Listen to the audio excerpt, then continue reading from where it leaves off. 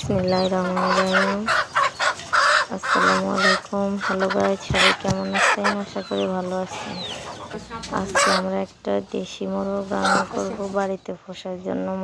মোরগটাকে ধরে এনে জবাই করে পরিষ্কার করে এখন মুরগিটাকে কেটে নিচ্ছি। ছোট ছোট পিস করে সুন্দর করে মুরগিটাকে কেটে তারপরে ভালো করে ধুয়ে পরিষ্কার করে সব কিছু রান্নার জন্য রেডি করে নিয়েছি। এখন রান্না শুরু করব। প্রথমে তেল দিয়ে তেলের মধ্যে পেঁয়াজ দিয়ে দিয়েছি। পেঁয়াজ দিয়ে পেঁয়াজগুলোকে ভালো মতো ভেজে নেব। ভেজে নিয়ে ওই পেঁয়াজের মধ্যে আদা বাটা, রসুন বাটা দিয়ে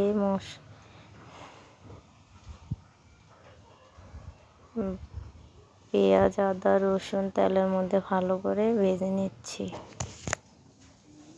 ভেজে নিয়ে আদা রসুনের কাঁচা গন্ধ চলে গেলে এখানে হালকা পানি দিয়ে দিলাম।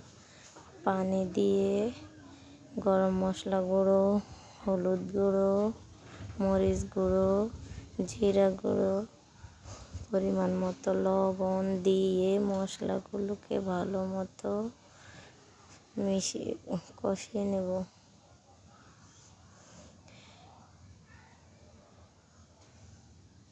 নাড়াচাড়া করে মশলাগুলো ভালো মতো কষানো হয়ে গেছে। এখন মাংস দিয়ে দেব।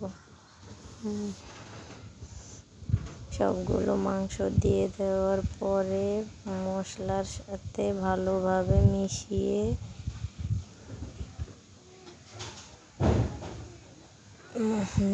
নিচ্ছি। মিশিয়ে নিয়ে ভালো মতো অনেকক্ষণ নাড়াচাড়া করছি। নাড়াচাড়া করে রেখে দেব।